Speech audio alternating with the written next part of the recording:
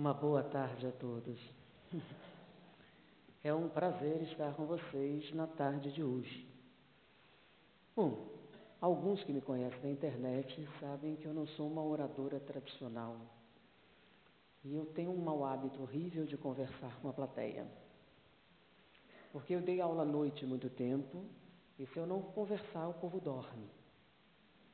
Eu acho que de tarde dá mais ou menos o mesmo resultado, né? Depois do almoço. De maneira que a gente vai fazer uma coisa um pouco mais informal. Então, eu não sou uma palestrante, sou uma professora. E nós vamos falar hoje sobre emoções. Bom, hoje em dia está na moda falar de emoções, né? Mas nós temos que falar da emoção no ponto de vista espírita. E a gente começa com uma pergunta simples.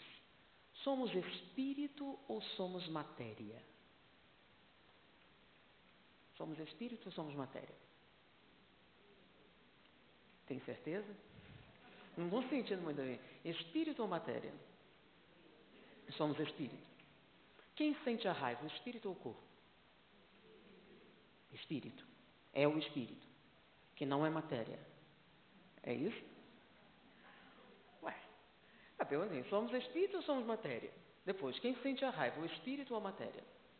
Eles afirmaram que nós somos espírito e quem sente a raiva é o espírito.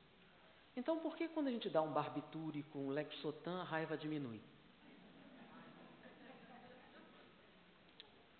Onde o barbitúrico age? No corpo ou no espírito? Mas vocês não disseram que quem sente a raiva é o espírito? E espírito é sensível a Lexotan, essas coisas assim? Sim ou não? Então, vamos testar de novo, né? Nós temos uma senhora calma, tranquila, um doce de pessoa, sempre amorosa, que uma vez por mês se transforma numa megera horrorosa, que grita, que se irrita por qualquer coisa. É uma obsessão que vem uma vez por mês? Não. O que é isso? Existe isso? Não é folclore? Existe mesmo? Existe ou não existe? A TPM está no espírito ou na matéria? Porque nós temos um problema. Se vocês disserem que está no espírito e o mentor da casa for uma mulher, hoje não tem sessão porque o mentor está de TPM. Então a TPM está no espírito ou no corpo? No corpo. Mas afeta o comportamento? E aí? Nós somos espírito ou somos matéria? Por isso que na codificação tem outra palavra. Nós somos o quê? Alma. Mas não é a mesma coisa que espírito? Não. Espírito está fora do corpo, na erraticidade. E o que é alma? O espírito encarnado. Mas espírito não é espírito? Sim, mas quando ele está encarnado, é diferente por quê? Porque dependendo do nosso nível evolutivo, não dá para saber onde começa um e termina o outro. Nós não somos espírito, nós também não somos matéria. Nós somos a interação espírito-matéria. Mas, vamos imaginar um gráfico, tá? Vamos imaginar um retângulo, tá? Um retângulo, uma figura geométrica. A base do retângulo é o início do processo evolutivo. Começo, lembra? Simples e ignorante. Lá no Australopithecus. E em cima você tem o ápice do processo evolutivo. Ou seja, depois não precisa reencarnar mais. Vamos dividir esse retângulo ao meio. Nós vamos ter o quê? 2 triângulos. Um com a base maior embaixo, né? Esse triângulo, com a base maior embaixo, representa o componente físico da reencarnação. E o outro, o componente espiritual da reencarnação. No início do processo reencarnatório, nós somos o quê? 99% de influência física, 1% de influência espiritual. Ou seja, qual o fator determinante do processo reencarnatório? O DNA, o que você come, o que você bebe, onde você dorme, o meio ambiente, papai, mamãe, os vizinhos. À medida que você evolui, e você está no ápice do processo evolutivo, você é o quê? 99% de influência espiritual, 1% de influência material. Mas tem influência material? Tem. Porém, o fator determinante da sua reencarnação é o quê? O espírito. Ou seja, o DNA existe? Existe. Mas a sua influência é secundária. Como assim? Quem conhece o livro Renúncia, Emmanuel, né? Conta a história de um espírito superior chamado Alcione, que não precisava reencarnar mais. Ou seja, ela está fora da tabela que a gente está trabalhando. Ela estava num mundo distante, quando ela pede ao seu mentor espiritual que ela gostaria de quê? De reencarnar na Terra. Ela pede, ela tem méritos e o seu pedido é aquecido. Só que antes de reencarnar, eles fazem a seguinte colocação: cuidado com a carne. Mas peraí, não é espírito superior? Não precisa reencarnar, está fora da... E cuidado com a carne por quê? Qual o perigo que ela tem? Hormônios. Ela iria reencarnar ao lado da pessoa que ela amava, mas eles não poderiam conviver, porque ele não tinha méritos. Ela estaria ali para apoiá-lo, mas os dois seriam heterossexuais, solteiros, apaixonados, mas não poderiam conviver, porque não estava no programa. É fácil de resistir, mas não pode. E um espírito superior teria consciência disso? Mas mesmo assim a tentação existe, não existe? Por isso, a carne afeta o nosso comportamento. Se faz para espírito superior, nós estamos aonde? Mar para cima ou mar para baixo? Então para nós, a influência do corpo é o quê? Determinante. Então, nós somos frutos do DNA. Os genes do pai, os genes da mãe afetam? Afetam. Quando você sai um pouco desse nível, o DNA já não é tão determinante. Por exemplo, aconteceu recentemente, está na mídia, um casal negro, de 4 costados. O que significa? Que além de serem negros, seus pais e avós eram negros. Eles eram oriundos da África setentrional. Estavam nos Estados Unidos e foram para a maternidade para ter o seu primeiro filho, que nasceu louro de olhos azuis. Quando entregaram o menino, eles disseram: peraí, não é nosso, não pode ser nosso. Mas era. Fizeram um teste de DNA, o menino pertencia a eles, mas ele era caucasiano, louro de olhos azuis, não era nem mesticinho, louro de olhos azuis. Aí perguntaram: como isso é possível? Bom, cientificamente não é, mas uma mutação genética. Então, quando você não sabe de mutação genética, é que nem virose, né? O médico não sabe que nem é uma virose. Bom, mutação pode ser qualquer coisa, né? No caso, saiu louro de olhos azuis. Mas o que significa exatamente? Que dependendo do nível evolutivo, o fator determinante não se torna necessariamente físico. Por exemplo, tem um caso muito interessante, que é uma família que morava numa aldeia isolada nas montanhas da França.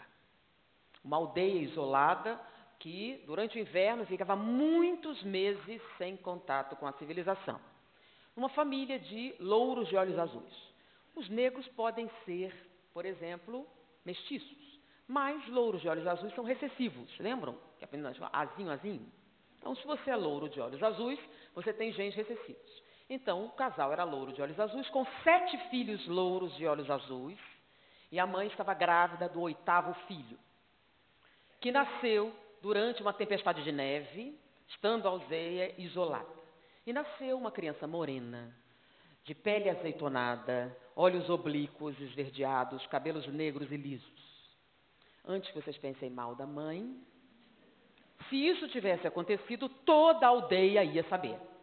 Estamos falando de uma aldeia isolada nas montanhas. Se chegasse alguém com essas características, não tinha como esconder. Mas, à medida que a criança começou a crescer, todos entenderam o que aconteceu. A criança era anormal. Por quê? Porque não falava, não conseguia se comunicar, só usava grunhidos, era muito agressiva e ninguém conseguia entendê-la muito bem. Entenderam, então, que aquela criança nasceu anormal e aquela cor, aquelas coisas, eram uma característica daquela anormalidade.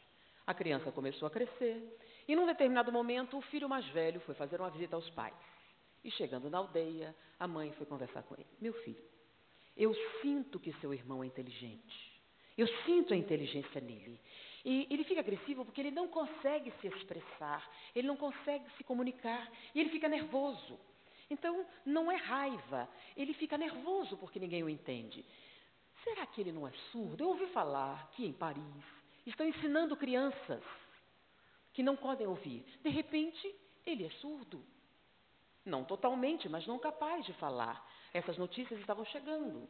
Havia uma efervescência cultural em Paris e o filho concordou. O filho era professor da Sorbonne e ele aceitou levar o irmão para estudar numa escola para crianças deficientes.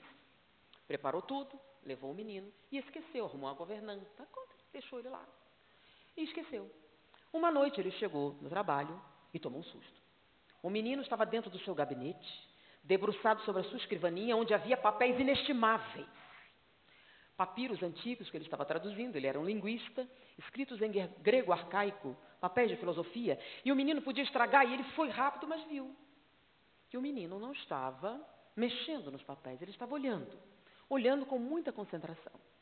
Ele parou na porta e começou a pensar naquele contraste, né? Alta filosofia, aquela criança retardada, ele estava pensando na reflexão disso, quando o menino virou para ele e disse: eu sei ler isso. Aí ele riu, então leia. E ele leu em grego arcaico. E ele descobriu que depois de algum tempo o menino podia falar grego, latim, sânscrito, hebraico, aramaico e várias línguas mortas. Aos 19 anos se tornou catedrático de línguas na Sorbonne. E ele tinha um apelido, ele era chamado o egípcio. Porque entre aqueles louros de olhos azuis ele parecia um estrangeiro. E o apelido dele era o egípcio. E ele dava aula em latim ou grego. Porque francês, que era bom, ele nunca falou direito. Nem francês, nem alemão, nem inglês, nem espanhol. Agora, falava perfeitamente o latim, falava hebraico como um nativo, todas as línguas que não eram usuais, ele conhecia, e várias línguas mortas, entre elas o urdu. Com isso, depois de algum tempo, ele teve uma proeminência e recebeu uma incumbência especial de traduzir os hieroglifos egípcios contidos na Pedra Roseta. O que ele fez? O nome dele era François Champollion. François Champollion traduziu os hieroglifos egípcios e permitiu a gente entender a cultura egípcia. Mas ele sempre teve o apelido de egípcio. Morreu. Depois de alguns anos, eles descobriram, num sítio arqueológico, a máscara mortuária de Ramsés II. E quando foi publicado o desenho, alguém fez a seguinte observação: nossa, é a cara do Champollion. Não, não era a cara, eles eram exatamente iguais. Se nós sobrepusermos a máscara mortuária de Ramsés II e a fotografia de Champollion, eles são a mesma pessoa. Por quê? Porque são. Eles são a mesma pessoa.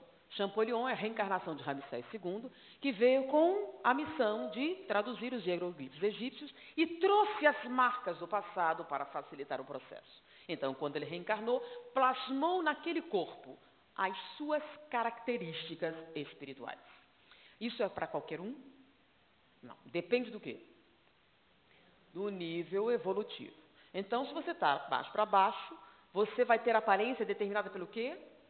Pelo DNA. À medida que você evolui, aí o componente espiritual se torna mais expressivo. Então, por exemplo, você pode ter a mesma aparência de uma encarnação passada?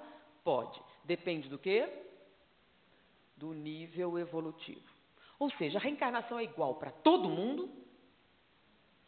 Não, a reencarnação existe para todo mundo. Mas as diferenças serão de acordo com o quê? Com o processo evolutivo. Então, a encarnação e a desencarnação de Emmanuel é uma coisa, de nós é outra. Então, nós estamos mais para cima ou mais para baixo? Mais para baixo. Então, o componente físico do processo reencarnatório é um fator determinante do processo? Sim. Por isso, disciplinar o corpo e reconhecer o seu funcionamento tem alguma aplicação prática no nosso dia a dia? Sim. Então, o que a gente come, o que a gente faz, como nos comportamos, as medicações que tomamos, tudo isso afeta o nosso comportamento? Sim. É igual para todo mundo? Não. Por exemplo, se você reencarna num local onde não há educação formal, onde você vai ser exposto aos elementos, exposto à violência, isso vai determinar o seu comportamento? Freud explica? Sim, Freud explica. Mas se você é Chico Xavier, Chico Xavier foi submetido à violência na infância. Ele foi torturado por sua madrasta em torno de 3, 4 anos de idade, lembram? Ela enfiava garfos na sua barriga. Ele passou fome. Ele sofreu tortura física mental. Ora, dentro das ciências, isso dá origem a quê? A psicopatas assassinos, né? Era o caso de Chico Xavier? E nós? Nas mesmas condições. Então, a condição em que a gente reencarna afeta as nossas respostas? Sim. Isso depende do nível espiritual. Então, alguém de nível espiritual mais alto, onde a expressão espiritual é o fator determinante da reencarnação, independe de onde ele reencarna. Rico, pobre, não, ele será sempre o quê? A mesma pessoa. Mas entre aqueles em que o fator físico é determinante no processo reencarnatório, onde a gente reencarna afeta? Afeta. O nível socioeconômico afeta? Afeta. A educação afeta? Sim. Nesse nível, se você se encontrasse com uma encarnação anterior sua, você nem se reconhecia, né? Dependendo de onde você nasceu, a diferença seria tão significativa que você não ia se conhecer. Então, hoje, nós somos pessoas assim estáveis, não sei termino do nível comportamental, mas nós fomos expostos à violência na infância? À fome? Não. Então, se nós fôssemos submetidos a essa condição, seríamos a mesma pessoa? Então, diante disso, reconhecer os fenômenos biológicos como participantes do processo é essencial para nós os dominá-los. Então, o corpo afeta o comportamento? Nós somos espírito ou matéria? Nem espírito, nem matéria. Nós somos alma. A interação espírito-matéria. Então, vamos trabalhar a partir da interação espírito-matéria. Então, a psicologia explica alguns comportamentos? Sim. A biologia explica alguns comportamentos? Sim. Por exemplo, fizeram uma pesquisa em penitenciárias americanas nos chamados crimes de paixão. O que é crime de paixão? É aquele crime que não foi premeditado. Você estava sob forte emoção e cometeu o crime. Então, uma cena de ciúme, por exemplo, uma briga num bar, uma briga durante um problema no trânsito, pode levar alguém a um ato de violência. Mas deixa de ser crime? Não. Se você matou alguém, você terá que ser punido pelo crime que você cometeu. Porém, fatores atenuantes vão entrar. Qual deles? A forte emoção. Você cometeu esse crime sobre forte emoção.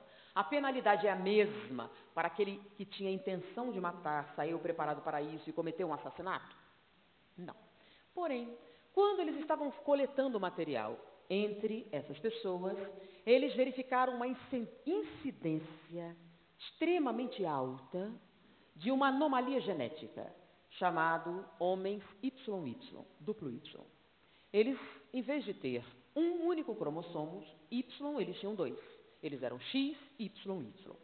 Isso não causa nenhuma anomalia embriológica, o desenvolvimento é perfeitamente normal, não há nenhuma alteração biológica, ou seja, se você tem um duplo Y, você será uma criança perfeitamente normal, com uma única diferença. Ao você atingir a puberdade, você vai produzir 5 vezes mais testosterona do que um homem comum. Isso fará com que você tenha uma estrutura muscular muito avantajada, muito pelo no corpo e tenha um nível de agressividade 10 vezes maior do que o homem comum. Por quê? Porque a testosterona tem essa característica.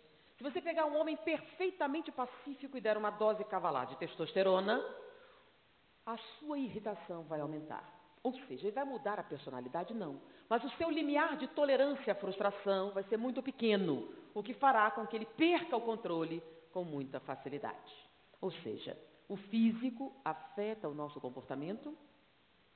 Reconhecendo esses fatores, nós podemos, conhecendo, mudar, melhorar o nosso desempenho. Oi? Bom, emoções.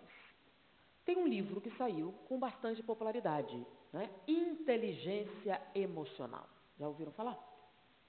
Então, a inteligência emocional fez um sucesso enorme, porque ele explicava algumas coisas difíceis de entender, né?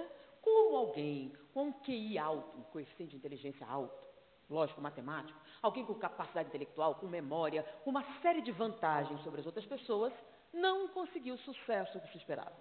E outras pessoas, intelectualmente bem abaixo, tinham resultados sociais surpreendentes. Cresciam na vida, eram bem adaptados, não desenvolviam neuroses. Por quê? A gente achava que o sucesso estava determinado pelo quê? Pela sua inteligência. Os mais inteligentes ganhavam. Depois de muitas análises, viu-se que não era bem assim. Não era a sua capacidade cognitiva, a sua memória, a sua capacidade de processar informações que determinava o sucesso, e sim a capacidade de você lidar com suas emoções. Porque as emoções afetam diretamente os nossos desempenhos intelectuais de todo tipo. Então, depois de vários estudos, chegaram à conclusão que o que determina o sucesso é a inteligência emocional. Mas o que vem a ser inteligência emocional? É a capacidade de reconhecer suas emoções no momento em que acontece, no instante em que acontece, para podermos dominá-las. Parece fácil, né? Parece fácil, mas não é. E algumas coisas, distorções estranhas acontecem, né? De onde vem esse cadinho emocional? E nós não temos o hábito de pensar a respeito do que sentimos. Nós procuramos analisar as coisas quando estamos no trabalho, não é verdade? Você vai trabalhar, você trabalha numa repartição e ali você decide qual o método adequado para fazer alguma coisa. Como é que você decide isso? Você analisa o custo-benefício, quanto vai custar o procedimento, quanto tempo você vai gastar nisso, qual é o melhor rendimento, e faz isso com a maior naturalidade, né? Chega em casa e esquece tudo. E grita o tempo todo. E não consegue se organizar. E tem conflitos. E no trabalho você é um excelente administrador, em casa é um caos. O que causa essa diferença? Por que você é tão eficiente no trabalho e em casa não? O que acontece? Você é um excelente médico, um excelente advogado, um maravilhoso administrador. Chega em casa, tudo desaparece. O que é que acontece exatamente? E o homem começa a pesquisar, então, de que maneira nós poderemos melhorar isso. Aí é psicoterapia, para você entender as causas, as origens, mas 10 anos de terapia, né, para você conseguir dar uma melhoradinha de uma coisa, não é muito produtivo. E hoje em dia a gente está cobrando muito, né? Tempo é dinheiro, então 10 anos de terapia para melhorar um negócio só. Como a gente faz uma eficiência maior nisso? Por que esse livro ficou tão famoso, Inteligência Emocional? E o que é que isso tem a ver com o Espiritismo? Quem quer ser feliz aqui? Levanta o braço. Acho que é todo mundo, né? Todo mundo quer ser feliz. E o que atrapalha a gente em ser feliz? Né? Aí vamos ver. A dor, né? A dor física, os problemas emocionais, né? As dores emocionais, né? Então, um monte de coisa atrapalha a nossa felicidade. A gente for contabilizar, eu queria ganhar mais dinheiro, eu queria casar, eu queria isso, eu queria aquilo, queria que meu filho fosse o melhor. E a gente tem sempre um problema que impede a nossa total felicidade. O livro dos Espíritos faz uma colocação assim, a gente escuta, a gente balança a cabeça, faz sentido, mas na hora do vamos ver, o que fazer para alcançar a felicidade e resistir ao mal? Então, no livro dos Espíritos tem essa pergunta. O que é que a gente faz para alcançar a felicidade e resistir ao mal? O que é o mal? Dor, sofrimento, qualquer tipo de coisa ruim, né? Bom, felicidade. Então, é a pergunta perfeita. É a pergunta de $1 milhão. E aí? Fazemos o quê? Qual é a resposta? Praticar a caridade? Não. Encontrar Jesus? Não. Rezar? Não. Frequentar o centro espírita? Não. Tomar passe? Não. Qual é? Qual é a resposta? Conhece-te a ti mesmo. Ok. Bonito, filosófico. Mas e daí? E daí? Falar é fácil, né? Conhece-te a ti mesmo. É isso? Não é a caridade, não é Jesus. Conhece-te a ti mesmo. Lindo. Mas Allan Kardec concordou com vocês, né? Também achou assim meio frustrante. Esperava um negócio assim. Reconhecemos a sabedoria dessa máxima. A dificuldade está justamente em como alcançar o autoconhecimento. Então, ele também concordou que era uma coisa meio esotérica. Ele perguntou como fazer especificamente, seja mais claro, mais objetivo. E veio a resposta, uma mensagem de Santo Agostinho, que eu considero uma das mais lindas da codificação. E ele dá uma receita de bolo. E começa assim: fazei o que eu fiz quando vivi na terra. Bom, peraí, agora já está mais eficiente, né? E foi... Aí ele começa. Ao chegar em casa, analise, avalie, contabilize. Peraí, são palavras assim. Analise seus atos, contabilize, faça uma análise matemática, por assim dizer, né? Do seu comportamento. Mas espera aí, isso é meio... E funciona isso? Bom, funcionou para ele, né? Ele ficou conhecido na história. Ele era um hedonista. Era alguém dedicado ao prazer, todo tipo de prazer. Então, Santo Agostinho tinha uma fama de que no seu palácio as melhores orgias se realizavam. Então, o que havia de melhor em todos os sentidos humanos era oferecido no seu palácio. E sua mãe se converteu ao cristianismo. E começou a orar para que ele também se convertesse. O que aconteceu um dia? Ele se converteu, mas uma coisa é se converter, outra coisa é mudar de vida. Como alguém totalmente dedicado ao prazer, de repente, vai dedicar-se à castidade. É algo muito complicado. E ele escreveu em suas memórias o conflito que ele vivenciou até chegar num estado em que ele superou os apelos da carne. E ele, nas suas memórias, fala sobre isso. E na mensagem do Livro dos Espíritos, ele é mais específico ainda sobre como conseguir este controle, como atingir o autoconhecimento. E é justamente o autoconhecimento que lhe propicia alcançar esse estado de calma, plenitude e autoconhecimento. Beleza? É mole assim? É. Mas na hora de fazer, não fica bem assim, né? Tudo bem. Imagine que o nosso consciente, ou inconsciente, é uma selva densa, perigosa, cheia de bichos mitológicos. Não é isso? A ideia não é o autoconhecimento? Então você vai entrar numa zona desconhecida, que é o seu eu. O que é que você precisa para entrar na selva? Então, para alguém sair de um lugar seguro e entrar na selva, qual é a característica principal dos exploradores dos locais mais adversos do planeta? Coragem, né? Só gente corajosa faz esse tipo de coisa, correto? Bom, e o que significa ser corajoso? O que o corajoso tem que o covarde não tem? Por que eles vão e a gente fica em casa, na TV? O corajoso não tem medo? Tem medo. Mas o que ele tem, então? Ele enfrenta o medo. Mas para você enfrentar o medo, você tem que ter alguma coisa, né? Qualquer um que enfrenta o medo. Todos temos medo. Mas, imagina aqui. Quem subir aquele muro ganha $100. Aí você olha assim, eu acho que eu consigo. Aí o outro assim, não, eu não consigo. Não, eu acho que eu consigo. Aí você tenta. Pode ser que não consiga. É verdade. Mas todos que conseguiram, tentaram. Não é verdade? Quem não tenta, com certeza não consegue. Mas quem conseguiu, tentou. Mas o que é que te dá essa característica que lhe permite tentar? Bom, é aquilo. Você acredita que consegue. Se você parte do pressuposto que você não consegue, você nem tenta. Você tentou porque você achou que podia. Qual é o nome disso? Autoconfiança. Então, as pessoas corajosas são aquelas que confiam em si mesmas.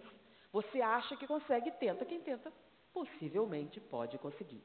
Então, o principal quesito para a coragem é autoconfiança. Tudo bem, lindo isso, mas como a gente consegue autoconfiança? Qualquer um? Bom, por exemplo, vamos entender, confiar em alguém. O que a gente precisa para confiar em alguém? Alguém chega para você e pede dinheiro emprestado. Para você emprestar, o que você precisa? Acreditar que a pessoa vai devolver, né? Porque se você não tem para perder e você emprestar, você tem que confiar que ele vai devolver. A mesma coisa é vender a crédito, não é? Você é numa lojista. Aí alguém chega, posso comprar prazo? Depende. Depende do quê? Será que ela vai pagar? Você olha assim e tem uma visão paranormal e vê quem é e quem não é? Então você é lojista, é assim que você escolhe quem vai e quem não vai? Não, o que você faz para conceder o crédito? Você faz uma pesquisa, né? Serasa, SPC, né? Essas coisas, órgãos. E esses órgãos vão dizer o que para você? O que você vai procurar? A ficha da pessoa. E o que é que você vai procurar nessa ficha? Na verdade, não é aquela boa pagadora, né? Se ela deixou de pagar. Não é isso? Você quer procurar se o nome dela está sujo. Você não vai perguntar, ela paga bem? Não. Você vai procurar o contrário. Ela enganou alguém, ela lesou alguém, ela deixou de pagar, o nome dela está sujo? Não, não tem nada contra ela, certo? Se não tem nada contra ela, então você não tem certeza se ela vai pagar. Mas você sabe que até hoje ela não enganou ninguém. Então, há uma grande probabilidade que ela não te engane também. Não é assim que funciona? A gente não está procurando coisa boa, né? Não tem o cadastro positivo. Estão querendo, mas não tem, né? Então, você paga tão bem, há anos você paga, deveria ter um voto de confiança, né? Não. Só se você fizer uma coisa errada. Fez coisa errada, estraga. Então, você está procurando coisa ruim. Você vai olhar a imagem. Não é isso? Se a imagem está boa ou ruim. Então, o que é que dá autoconfiança? Uma autoimagem positiva. Se a sua imagem é ruim, você não confia. Se você não confia, não tem coragem. Se não tem coragem, não faz mergulho interior. Se não faz mergulho interior, não alcança felicidade nem resiste ao mal. Então, o negócio é o quê? Autoimagem positiva. Bom, como é que a gente constrói uma autoimagem positiva? O que significa autoimagem positiva? Bom, primeiro, o que é uma imagem? É uma coisa que você olha e vê. A imagem dos outros é uma coisa, mas não estamos falando da imagem dos outros. Estamos falando daquilo que a gente vê no espelho. Porque a gente sabe que está enganando, não sabe? Você projeta uma imagem, mas quando você olha no espelho, o que é que você vê? Você vê as falhas, você vê os defeitos. Tem gente que vê mais defeito que os outros, né? Então, aí acontece uma coisa estranha. Alguém chega para você e oferece amor. E você não aceita. Mas peraí, não faz sentido. Se alguém te oferece uma coisa boa, qualquer pessoa de sã consciência vai dizer assim, quero. Quer um doce gostoso? Quero. Quer um prato de comida? Está com fome? Quero. A gente sempre diz que sim, é ou não é? Teoricamente. Mas na prática é assim? Por que não? Então alguém te oferece amizade. Poxa, amizade é uma coisa valiosa. E você não aceita. Alguém te oferece amor. E você faz o quê? Rejeita. E rejeita violentamente. Por quê? É porque você olha no espelho. Eu me conheço. Se eu não me amo, ninguém vai amar. É falso. Então, falando sério, né? O sonho de toda mulher é casar. Pode falar o que quiser, mas é, né? Então, imagina que o príncipe cantado, um homem lindo, maravilhoso, alto, forte, chega para você, eu te amo, quer casar comigo? O que é que você responde? Você não é boa, você diz sim, né? Mas o primeiro pensamento é o quê? É muita areia pro meu caminhão. Aí tem coisa. Deve ter alguma coisa errada com esse homem. Não é possível. Com quem? Comigo? Alguma coisa ele tem de errado. Então você aceita, mas fica um pé atrás, né? Ele vai me enganar. Vai enganar. Vai acontecer. E você começa a testar. Aí você testa tanto que ele cansa e vai embora. Não falei? Sabia que isso ia acontecer. Quem é o artífice do nosso sofrimento? Não é? A gente procura as amizades que nos fazem mal. A gente sabe que nos faz mal, mas a gente vai atrás. Por quê? Nosso professor de psiquiatria era também diretor do Instituto Médico Legal. E era comum ele levar alguns alunos para lá para fazer perícia. E uma vez, estava um grupo de alunos da vez, e ele levou, e chegou uma jovem que havia apanhado brutalmente do marido. E ela foi pedir uma medida cautelar, separação judicial, essas coisas, fez um exame de corpo de delito, e lá fez um laudo. E ela tinha sido machucada mesmo, e conseguiu a separação. Tudo bem. Ela fez amizade com o pessoal, depois de algum tempo, 3 meses depois, ela voltou. Ela arrumou um namorado, o namorado bateu nela. E ela foi atrás de uma medida cautelar. Ok, aconteceu, né? Coitada. Passou um tempo, ela voltou. Ela arrumou outro namorado, o namorado bateu nela. Aí não teve jeito, o pessoal começou a fazer piadinha. Os estudantes, essa daí gosta, essa daí não sei o que lá. Aí começaram a rir, aí estava preenchendo lá, todo mundo dando risada. Aí o professor chegou, entrou. O que é que está acontecendo? Bom, professor, aí escreveram o que estava acontecendo. Vocês estão rindo por quê? Aí, muito quieto. Bom, professor, fala sério, né? Não é possível. Essa daí deve gostar. Você acha? Bom, vamos por uma questão de lógica. Se ela gostasse, talvez ela deveria ficar com o primeiro marido, pelo menos casou com ela, não foi? Ela terminou 3 relacionamentos por causa da violência doméstica. Isso significa o quê? Ah, professor, você está dizendo então que todo homem bate mulher? Todo homem bate mulher? Não. Bom, então ela é muito azarada. Não. Mas se ela entrar numa sala com 100 homens, de quem ela vai se aproximar? Não é daquele que bate, daquele que ela acha que merece. É algo um pouco diferente. É uma diferença sutil, mas determinante. Ela não procura um castigo, mas ela acha que merece. Então ela deixa aberta a opção. Então, se alguém lhe oferecer a felicidade que você acha que não merece, por incrível que pareça, a sua consciência não te permite aceitar. Onde estão escritas as leis de Deus? Na consciência, não tem como esconder. Ah, mas tem um monte de fascínora. Tem. Quem vê cara não vê coração. Normalmente, os transtornos fisiológicos decorrentes, a angústia, o medo, não importa quão estróina você seja, quão ladrão, quão desonesto, toda pessoa, todo ser humano deseja, acima de tudo, alguém em quem confiar. Porque você sabe que está mentindo para todo mundo, você quer alguém em que você possa confiar. Então, não importa quem você seja, você quer algo assim, você deseja. Às vezes não faz sentido, você não oferece, mas você quer, é ou não é? Então, podem falar o que quiser da honestidade, mas mesmo aqueles que não são honestos, valorizam. Porque na hora que eles precisam, quem é que eles procuram? Então, você quer um médico em que você possa confiar, você quer um advogado em que você possa confiar, você quer uma esposa em que você possa confiar, né? Ou um marido, você quer alguém. Então, esse desejo profundo, inesgotável, está dentro de nós. Então, a gente sente que não merece. E como a gente acha que não merece, a gente favorece o quê? O sofrimento. Então, ela se aproximava daquele que ela acha que merecia. Por isso, a gente procura amigos que nos levam para baixo.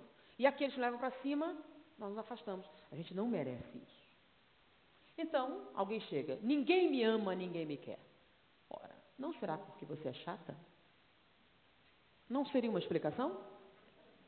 Bastante plausível? Não é possível que ninguém. De repente, você cria uma atmosfera negativa ao seu redor. E as pessoas não se aproximam. É perfeitamente natural. Mas por que você faz isso? Porque você não aceita amizade, amor, essas coisas só para quem merece. E como você acha que não merece, você não permite acontecer. Poxa, mas se a gente continuar assim, o que vai ser a nossa vida? O que a gente costuma ter, né? Eu queria tanto isso, eu queria tanto aquilo, eu queria tanto aquilo outro. Aí eu pergunto, quem quer melhorar? Quem lembra? Quem quer ser feliz? Quem quer melhorar? Por que vocês não melhoram? Livro dos Espíritos. Alguns dizem, por que vocês não melhoram? Porque é difícil. Não é isso? É difícil melhorar? Vocês têm certeza? Muito difícil? Livro dos Espíritos. Pode o homem, mediante seus esforços, domar suas tendências negativas? Sim ou não? O problema é o resto. Sim. Mediante um esforço muito insignificante. Peraí. O que é muito insignificante? O que é uma coisa muito insignificante? Esforço nenhum. Sabe o que eles disseram? Para você parar de fumar, parar de beber, emagrecer, mudar de vida, o esforço é nenhum. Ah, não pode. Ah, não, sinto muito. Apesar de ser livro dos Espíritos, não dá. Mas não acabou. Pode o homem, mediante seus esforços, domar suas tendências negativas? Sim, mediante um esforço muito insignificante. O que vos falta é vontade. Peraí. É o oposto do que vocês disseram, né? Vocês disseram que tem vontade, mas é difícil. E os livros dos Espíritos não. É fácil, vocês é que não querem. E aí, como a gente sai dessa? Livros espíritas. É melhor pular essa questão. Vamos pular. Porque tá difícil isso, né? Vamos pular. Eu pulei muito tempo, sinceramente. Se alguém pedisse para eu falar sobre isso, livros espíritas, não, essa eu não falo não, estou ocupada. Porque era uma incoerência. A gente não fala da dificuldade, terapia, anos, tem não sei quantos anos para reencarnação, você conseguir uma virtude e não fala da dificuldade. Peraí, ele vem e diz o contrário, que é mole, mudar é mole. Você que não quer. E todo mundo, eu quero melhorar, eu quero isso, eu quero... Alguma coisa está errada. E realmente ficou. Até que saiu o livro do Daniel Goleman. Agora, eu vou falar uma parte para vocês. Mas espera aí, eu li o livro e não vi isso. É o seguinte, quando você começa a ler o livro, ele começa assim, fala a respeito de como ele escreveu o livro, aí ele chega assim, bom, para aqueles que não se interessam por neurologia, pode pular o primeiro capítulo. Aí todo mundo pula. E eu vou falar justamente do primeiro capítulo. Esse que vocês pularam. Aí quando vocês forem lá, você dá uma olhada, vale a pena. Ele começa falando de neurologia. E ele fala sobre uma pesquisa sobre o cérebro, que descobriram uma situação considerada muito importante. Descobriram uma coisa chamada o sequestro da amígdala. Antes de começarem, não é a da garganta. Tem nada a ver com a garganta. E eu operei as amígdalas, não tem nada a ver. Tá? Não são essas. Tem amígdala no cérebro. Então, além da garganta, tem no cérebro também. Então, é essa do cérebro que ele está falando. Então, existe uma região no cérebro que fica justamente antes do hipocampo. Hipocampo é a área responsável pela nossa memória. Toda a memória, tudo que você vê, tudo que você ouve, tudo que você aprende, todas as suas ideias são guardadas na memória. E a memória fica localizada no hipocampo. Na frente do hipocampo tem uma estrutura chamada amígdala. E tudo que vai para a memória passa primeiro pela amígdala. Tá? É como se fosse a porta de entrada. Então ela tem os eixos chegando, nervosa, ela está bem na frente. Tudo que vai para lá, tudo que você viu, passa primeiro pela amígdala. Tudo que você ouve, passa primeiro pela amígdala. Tudo que você pensa e vai guardar na memória, passa pela amígdala. Tá? Então ela é um filtro por todas as coisas que você vai guardar, vão passar. Bom, eles descobriram que a amígdala, verdade, a amígdala não pensa. Ela tem um papel muito importante. Um papel fundamental no início do nosso processo evolutivo. E ainda presente nos animais. Eles verificaram, por exemplo, vocês já viram um gato? O gato é lindo de ver olhando, não, ele está assim andando, de repente ele para. A orelha dele mexe assim, alguma coisa se mexeu. Você vai notar bem depois, ele vai primeiro. Né? Alguns animais, eles notam e param. Por que isso? Parece um sexto sentido, né? O gato tem um negócio especial, na floresta, assim, o animal está ali bem, daqui ele para. Já viram os filmes, né? Tá o céu assim, daqui a pouco ele para, daqui a pouco ele corre. O que aconteceu? Como é que ele percebeu que tinha um leão? Ninguém notou, você não vai notar, o leão te comeu, só depois você percebe. O que é isso? Esse é o papel da amígdala.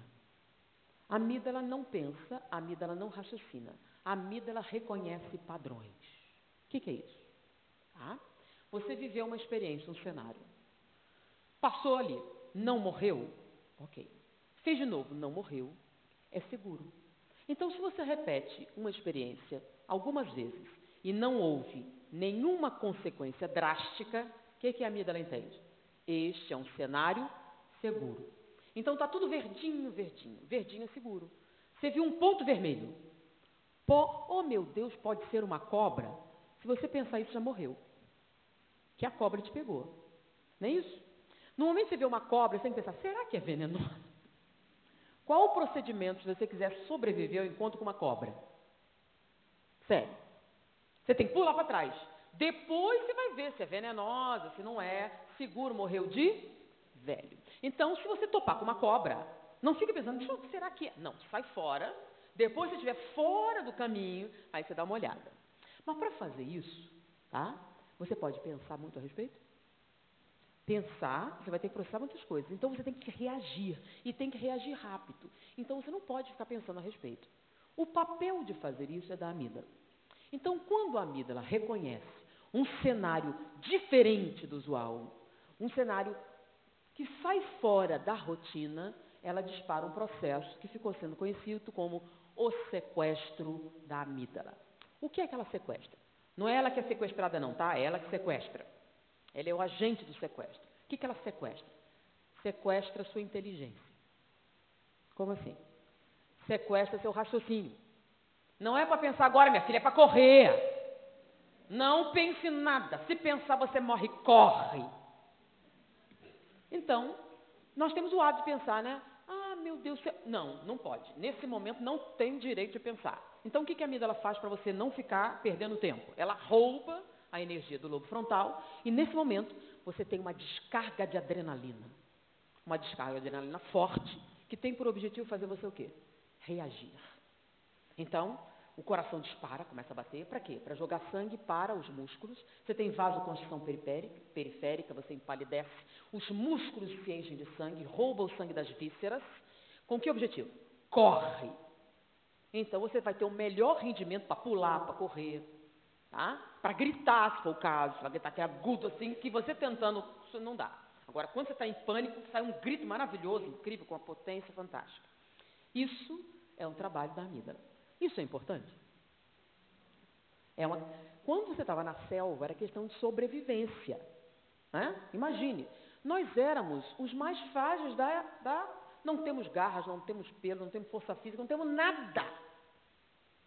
Então, como é que ele vai sobreviver? Tigre, leão, pantera, todos os animais são melhores que a gente em termos de eficiência. Então, esse instinto tem que ser eficiente. Então, quem fazia isso? A amígdala. Mas como é que ela conhece os cenários? É o seguinte, você vai vivendo. Quanto mais você repete alguma coisa e não tem nenhum resultado negativo, você fixa esse padrão. Isso é seguro. Qualquer coisa diferente disso é perigoso. Se é perigoso, você dispara o processo. Deu para entender? Então, o nome disso, sequestro da amígdala, é uma estrutura neurológica. O problema é que nós não estamos na selva. Nós estamos em São Paulo.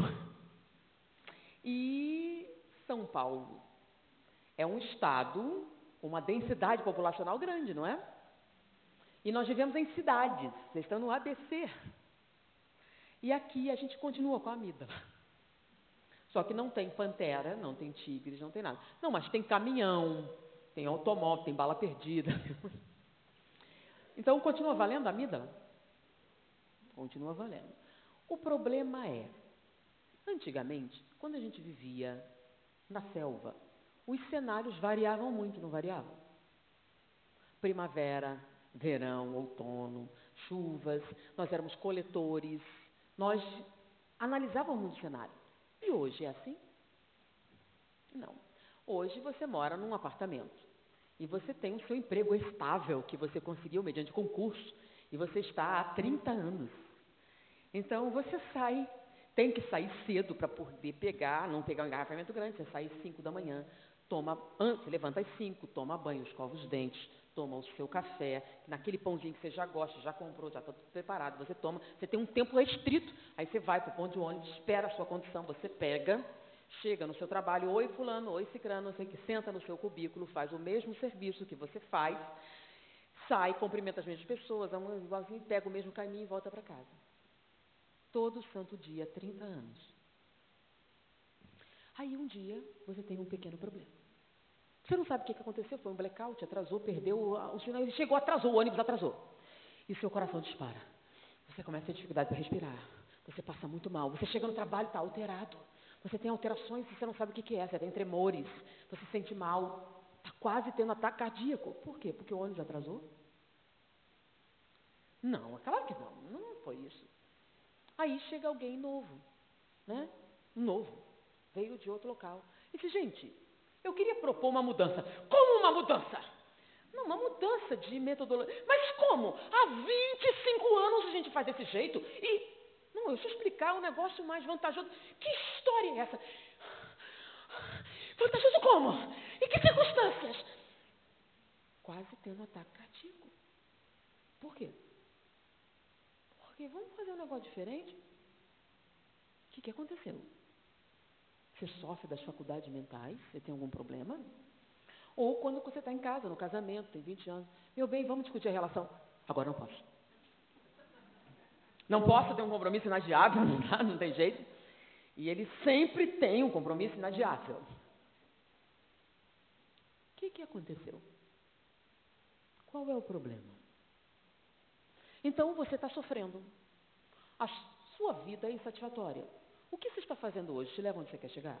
Não? Por que você continua fazendo? Por que você não para? A sua relação está autodestrutiva e você continua. Você sabe que o que você está fazendo te faz mal, continua fazendo. Por quê? Por que você não muda? Não é essa questão, para de fazer isso, sua vida melhora. Você já sabe o que tem que fazer, sabe como, mas por que você não faz? E o pior é que paga R$ 200 a hora para o analista, vai dizer assim, por que eu não consigo? Bom, e ele vai dar a resposta? Até porque ele não tem, quem tem a resposta é você. E é você que vai ter que responder. Mas Daniel Goleman percebeu que tinha pessoas que respondiam bem. Ah, isso não funciona, e fazia diferente. Assim, na maior facilidade. Se adaptavam às mudanças, estavam sempre por cima, estavam sempre de bom humor, conseguiam resolver os conflitos com relativa facilidade, não é verdade? Mole. E com isso, eles ascendiam socialmente. Porque quem é que você vai botar para comandar o negócio? Um gênio histérico, um gerente bom que consiga. Então, eles conseguiam resultados sem desgaste emocional. Então, eles conseguiam sucesso muito jovens, com relações estáveis, se mantêm o casamento por um longo tempo, superam crises. O que é que essas pessoas têm de especial? E analisando neurologicamente, eles descobriram que eles tinham uma diferença. E a diferença estava na amígdala. O papel da amígdala. Aqueles em que a amígdala estava controlada tinham inteligência emocional. Tinham emoções, como todas as pessoas têm, mas eles não eram escravos dela. Eles conseguiam controlar. Eles tinham medo, tinham alegria, raiva, tudo. Porém, eles conseguiam administrar esses sentimentos. Então, você está zangado, mas não é o momento para você expressar sua zanga e controla. Beleza. Você vai discutir. Não, agora não vou discutir isso, porque eu estou muito zangado. Quando eu me acalmar, a gente conversa. E fazem isso com naturalidade. Não explodem, não acumulam tensão. E com isso, vivem mais tempo, mais jovens e mais saudáveis. Olha, beleza, é isso que a gente precisa. Então, o que você precisa? Aí descobriram, então, sobre o sequestro da amígdala e o papel que ela tem sobre isso. Então, vamos lá. Se você tem uma rotina física muito restrita, o que é que você está fazendo? Está permitindo que a amígdala tenha padrões muito rígidos. Quanto mais rígido esse padrão, maior a quantidade de adrenalina ela vai soltar no seu sistema toda vez que alguma coisa ficar diferente. Como é que é? Toda vez que você sair um pouquinho da rotina, ela vai jogar uma carga de adrenalina tão grande que a sua inteligência vai para o espaço. Quando a sua inteligência vai para o espaço, você é um feixe de emoções sem controle. Você tem reações de pânico exacerbado diante de qualquer coisa diferente. Seja atraso do ônibus, mudança de procedimento, discutir a relação, qualquer coisa. Quanto mais você repete sistematicamente um comportamento, mais você fixa a rotina da vida. Como é o nome disso? Rotinas neurotizantes. Porque o homem é um ser criativo por natureza. Ele precisa desenvolver-se, crescer, evoluir. Isso faz parte do nosso processo biológico. Tá? O homem foi feito para crescer. Enquanto você não cresce, você não se sente bem, você sente falta. Ele é um ser curioso por natureza. Tanto que quando tem um anúncio de emprego, né? Precisa de funcionário criativo, com iniciativa e dinamismo. Tem alguma coisa errada? Não. O problema é que todo ser humano nasce assim. Nasce dinâmico, criativo, com iniciativa. Ué, então o que aconteceu? Perdeu no meio do caminho. Você abriu mão dessas coisas para se adaptar e perdeu parte de você mesmo. E no momento que você perde parte de você mesmo, você perde o contato com si mesmo. Ah, peraí, livro de espírito. Autoconhecimento. Você abriu mão de tanta coisa que você não sabe mais quem você é. O que é que você precisa mesmo para ser feliz? Ah, eu serei feliz quando eu conseguir aquela mulher loura. Aí você consegue. E, não estou tão feliz como eu esperava. Ah, ela não é loura o suficiente, tem que ser uma mais loura. Aí você troca. Troca de mulher como troca de roupa e não fica satisfeito. O problema são as mulheres louras? Você troca de país, você troca de tudo e continua a mesma coisa. Porque a infelicidade está onde? Dentro. Lembra? Ela terminou com um marido abusivo, arrumou outro. E ele escolhe a dedo. Qual o mais abusivo? E ela escolhe. Então, não adianta divorciar. Você não está divorciando das suas ideias, do seu comportamento. Você vai fabricar a mesma relação falida, o mesmo processo autodestrutivo, se você não fizer essa autoavaliação. Mas a amígdala tem esse papel importante. E ele reconheceu isso. Então, aqueles que têm inteligência emocional são aqueles em que a amígdala não controla a sua vida. Sabendo disso, a gente pode fazer um pequeno diagnóstico, né? Quem será aqui cuja amígdala controla o seu cérebro? Vamos fazer um teste? Teste assim. De que lado da cama você dorme? Direito ou esquerdo? Se você trocar de lado, o que acontece?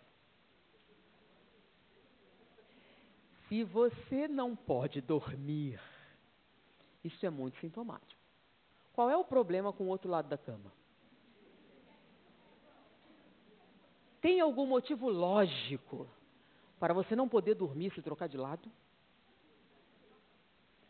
Sinceramente, tenta.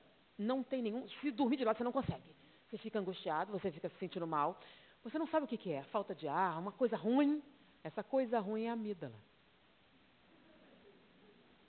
Essa coisa ruim é a amígdala. Saiu da rotina um pouquinho, você começa a sentir. Vamos conversar a respeito da nossa. A amígdala está se manifestando. Você saiu da zona de conforto. Então, para não sentir isso, o que você faz? Vamos deixar como é que está para ver como é que fica? E você deixa. Então, você não se permite nem pensar a respeito. Por isso, você não estabelece a vontade necessária para fazer a mudança. Se você não consegue nem pensar sobre isso, que dá mal-estar. Então, o que você precisa? Melhorar a conversa assim. Vamos fazer diferente? Toda vez que alguém propõe, você começa a passar mal. Você nem pensou se vale a pena ou não. Nem adianta conversar. Não adianta argumentar. Porque lembra, o que foi que a amígdala roubou mesmo? Sem inteligência, você consegue raciocinar? Avaliar prós e contras? Custo-benefício? Se é mais vantagem? Não. Você está preso. Então, não importa. No que propôs mudança, você entra em estado de pânico. Que o nome disso é pânico. Então, você tem pânico em qualquer situação diferente. Quem fez a descoberta? Então, isso está no livro do Daniel Goleman. Ele descreve o processo de sequestro da amígdala, dizendo que é a causa daqueles que têm transtornos emocionais ou incapacidade de lidar com os seus sentimentos. Mas quem fez o estudo, na verdade, foi Jeffrey Schwartz. Jeffrey Schwartz, hoje, é uma das maiores autoridades mundiais na área de transtornos mentais.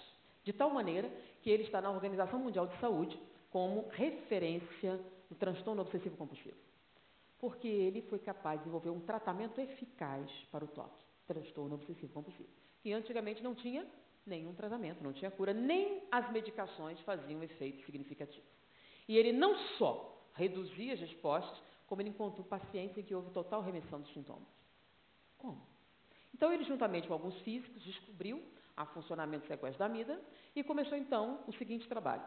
Bom, se o problema é que a amígdala rouba a sua capacidade de raciocinar, para você mudar de comportamento é essencial que você faça o quê? Pense. Lembra? Se você não pensar a respeito, não vai conseguir mudar nada.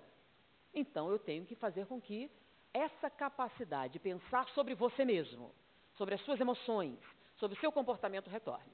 Então, eu tenho que tirar o controle da amígdala. Então, ele desenvolveu uma série de exercícios para flexibilizar a amígdala. Tá? Então, a rotina da amígdala, que lembram, a amígdala não raciocina, tá? Ela pega repetições. Então, se você sempre, para conseguir alguma coisa, você gritava, você vai fazer isso sempre e se sente confortável. Toda vez que você tenta não gritar, é estranho, você fica se sentindo desconfortável. Assim, rotinas físicas e rotinas mentais. Então, o que ele fez? Vamos pegar rotinas bem simples e vamos alterar. Você sempre abre a porta da sua casa, não abre? Com a mão direita. Troca de mão. Tenta abrir a porta da casa com a mão esquerda. Espera aí, que doideira é essa? Por incrível que pareça, a lateralidade é uma coisa forte no cérebro, né? Aí você tenta servir água com outra mão. Quando você vai tomar banho, fecha os olhos, faça de olhos fechados. Você vai tirar o controle da... Com uma coisa muito pequenininha, o ataque de pânico não vai ser muito grande. É fácil de controlar, não é não? Medo de errar a fechadura? É simples. Mas, de todos os exercícios, tem um que é espetacular. Quando ele escreveu no livro, ele disse que você poderia alterar a capacidade cognitiva em 13%. Eu não acreditei. Isso não existe. Ele sugeriu o seguinte: vá numa livraria, numa papelaria, e compre um caderno de caligrafia, daquele para criança. Lembra que ensina ondinha, rodinha, leva para casa, e se você é destro, comece a fazer o caderno com a mão esquerda. Você vai aprender a escrever com a mão esquerda. Aí você começa com ondinha, bolinha, todos aqueles negócios, né?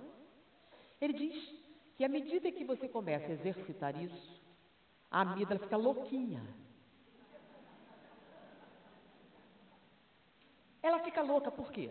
Porque a gente ocupa um espaço enorme. A gente faz uma associação muito intensa entre mão direita, escrever, ler, tudo isso, né? A gente usa o hemisfério móvel. Quando você faz esse tipo de exercício, ela fica é muita coisa que ela tem que controlar, e coisas importantes. Então você está fazendo todo um adestramento muscular muito diferente. Mas o conteúdo emocional é bem pequeno, né? E outra coisa, quanto pensamento você tem para fazer rodinha com a mão esquerda?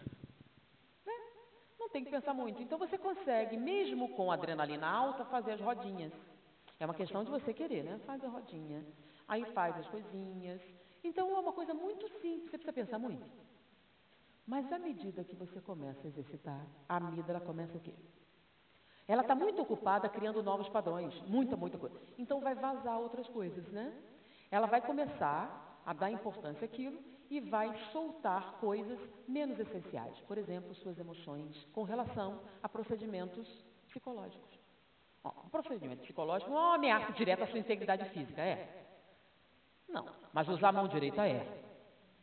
Então, ela está ocupada demais com a sua escrita com a mão esquerda e vai liberar a sua capacidade de controlar as emoções. O que vai acontecer? À medida que você começar a exercitar com a outra mão, nossa, isso é tão diferente. O que houve? Amor novo? Ué, por quê? Sei lá, está mais calma. Está diferente, alguma coisa diferente em você. Você não sabe dizer o que é. Sabe o que aconteceu? Você está escutando as pessoas mais. Como assim? Gente, por quê? Qualquer coisa diferente do que você pensa é uma ameaça à sua rotina, certo? Por isso você não escuta. E a gente chega assim, eu tenho um problema. Ok, eu estou isso. Você podia... Não, o meu problema é muito sério, eu já tentei tudo que eu consegui, não consegui nada. Eu já tomei remédio, já fiz tratamento, já fiz... Mas olha só... Não, mas eu já tentei. Tudo que você pode dizer, eu já tentei. Bom, então é melhor sentar e morrer, né? Qualquer coisa, já tem... Não escuta. Você vai explicar. Não, não é bem assim, você não entendeu. É uma forma de quê? Mecanismo de fuga. Se você escutar uma coisa diferente, a amígdala vai disparar. Então você não escuta. Você fala sem parar e nunca escuta. Ou então se alheia. Você senta, é uma forma de fuga. Para não ter que pensar a respeito do seu comportamento. Então tem gente que pergunta, nossa, eu tenho um obsessor terrível. É mesmo? Toda vez que eu vou ler um livro espírita, me dá um sono danado. E por que você acha que é um obsessor? Não, porque se for ver a novela, não dá sono. Só livro espírita. Ok. Você tem certeza que não é atrofia cerebral? Tem outros problemas, né? Você lê? Não, se for um romance de Sheldon, tudo bem. Mas se for livro espírita... Por quê? O livro espírita é ameaçador? E a gente tem um estudo quinta-feira, né? Na época, que era na reunião mediúnica, então o pessoal que ficava no estudo, a gente estudava só a mediunidade ou a obsessão, se fosse os participantes ou os doentes, né? Então a gente só estudava aquilo. E um livro que a gente pegava nos bastidores da obsessão, de Filomeno de Miranda. E a gente falava aquilo ano após ano, falando daquilo. E a gente perguntava, e o personagem tal? Ah, eu não lembro. Não lembro. Há um ano que a gente lê esse livro. Eu já estou idosa, a minha memória começa afetada, né? E volta e meia não, é um nome muito difícil. Ok. Aí passou um tempo, deixei esquecer. Gente, vocês assistiram a novela? O que aconteceu no capítulo? Faz semana que eu não... Todo mundo contou, né? Sabe o quê? Mas você está pensando uma coisa. Quem assistiu Escravizaura aqui? Como era o nome do vilão da Escravizaura? Como era, gente? Vocês lembram, né? 30 anos atrás passou essa novela. E você lembra o nome do vilão. Qual era o ator que fazia o Leôncio?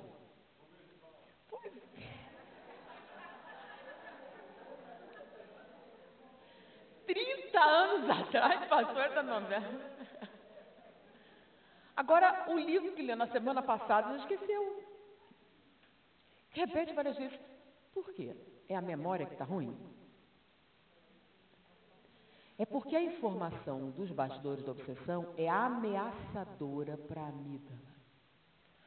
Se você realmente assimilar o que está ali, você vai ter que mudar. E mudar é muito perigoso.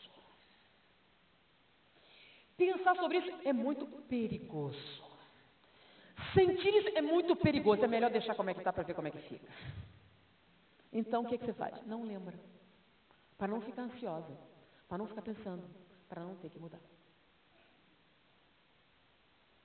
Sequestro da amígdala. A amígdala está roubando a sua capacidade de mudar de vida. Mas você deixou. Porque a amígdala não pensa. Ela só faz o quê? Repetições. Então, alguma disciplina é necessária? Sim. Você vai escolher. Então, esse de escrever ajuda, né? A cartilha começa. O que vai acontecer? Quando a amígdala está muito ocupada com isso, ela vai liberar o controle rígido sobre as suas emoções. Então, você vai ter... É claro que isso vai durar um período de tempo, tá? Depois ela acostuma. Então, nesse período de tempo, você tem a chance de ouvir. Você tem a chance de pensar a respeito de você mesmo. O meu comportamento está de acordo com o que eu quero alcançar? Tem uma cena de Alice no País das Maravilhas que é perfeita. Alice caiu, não lembra do buraco do coelho? Aí chegou lá no País das Maravilhas. E num determinado momento ela está na encruzilhada, tem um montão de caminhos. E ela vê que na árvore tem um gato. E ela pergunta, senhor gato, qual caminho eu devo seguir? Aí ele, depende de onde você quer chegar. Ah, não importa muito onde. Então não importa o caminho. É lógico isso? Para onde você quer ir exatamente? Você não tem? Não tem ideia? Você não tem objetivos, não tem metas? Então faz diferença o que você está fazendo? Agora, se você tem um objetivo, se você definiu onde você quer ir, isso é muito importante. O que é que você quer conseguir? Você quer gostar mais de si mesmo? Você quer aumentar a sua autoconfiança? Você tem um determinado objetivo? Bom, conseguiu isso? Que caminho eu devo seguir? O que eu estou fazendo agora está me ajudando? Não. Por que eu continuo fazendo isso? Mas você tem que pensar a respeito. Quais são as atitudes que estão levando você nessa direção? O que é que você tem que parar? A gente faz e não pensa. Por que não pensa? A amígdala, lembra? Então, quando você tem esse exercício, essas mudanças, eles não são mágicos, eles vão te dar a chance. Mas ainda assim é o quê? Uma decisão sua. Então, Jeffrey Schwartz vai te dar umas ferramentas para ajudar. Lembram? Porque nós não somos somente espíritos, somos o quê? Então, a reencarnação tem uma função? Sim. Eu vou te dar algumas ferramentas para ajudar a controlar o corpo. E com isso, você vai conseguir o quê? Um bem-estar espiritual. Porque lembram? Nós somos o quê? A interação espírito-matéria. Então, controlar o corpo pode ajudar? Sim. Então, dietas mais saudáveis, dormir corretamente, a serenidade, meditação, afetam o seu comportamento? Sim. E se nós juntarmos todas música de determinado tipo, facilita? Sim. Vamos juntar todos esses fatores. Você vai criar um ambiente propício à sua modificação, mas a decisão final é de quem? Então, a questão da amígdala ajuda? Sim, ela vai te dar uma chance. Durante uma janela de tempo, você não vai ter aquele ataque de pânico toda vez que você pensa em mudar. Como é o nome disso? Olha que coisa interessante, né? Deus é justo? É ou não é? Então a gente sofre o que merece. A gente sofre tudo que merece? Não. Nós não sofremos o que merecemos. Por quê? Porque Deus, além de justo, Ele é misericordioso e bom. Então a gente sempre sofre menos do que merece. Como assim? Quem é o artífice das doenças? Nós. E a misericórdia entra como? Novalgina, aspirina, Tilenol, psicoterapia, cirurgia reparadora. Então elas existem? Existem, é a misericórdia divina. Então, você deveria sofrer exatamente o que merece, mas Deus ajuda. Então, as terapias surgem, as descobertas surgem. Então, esse trabalho de Jeffrey Schwartz é o quê? Misericórdia divina. Vamos aproveitar esse conhecimento dos aspectos físicos para ter uma chance de mudar. Nós podemos fazer isso? Pode o homem, mediante seus esforços, domar suas tendências negativas? Sim, mediante um esforço muito insignificante. O que nos falta é vontade. Agora, isso faz sentido, né? Ah, coisa da vida. A gente tem tanto medo da mudança que nem pensa sobre isso. E se não pensa sobre isso, não tem vontade. Sem vontade, não consegue fazer. Sério. Então, os livros dos Espíritos estão certos, segundo as mais modernas tendências da neurofisiologia moderna. Isso aí. Por quanto mais a gente estuda, mais confirma. Então, nós podemos mudar? Podemos. Existem ferramentas que podem ajudar? Sim. Vamos reuni-las todas e fazer essa opção. Eu quero ser feliz. O que eu preciso fazer? Definir onde eu quero estar. Como chegar lá de maneira mais eficiente. E começar. Mas até para pensar nisso, a gente precisa flexibilizar a amígdala. Nós estamos muito presos nas rotinas. De toda vez que alguém propõe alguma coisa, você sente essa reação, é uma reação física. A amígdala está aí, preste atenção. Vê o negócio da cama, faz o teste, né? Troca de lado. Se tem problema, a amígdala está forte aí. Mas tem outros sentidos também. Rotinas emocionais, de todo tipo. Nós podemos ser felizes se quisermos? Sim. É uma questão de querer. Então, pode o homem, mediante seus esforços, domar suas tendências negativas? Sim. Mediante um esforço muito insignificante, que nos falta é vontade. Mas peraí, então o que foi que ela disse? A palestra foi interessante? Foi. O que foi que ela disse? Que se a gente quiser melhorar, tem que aprender a escrever com a mão esquerda.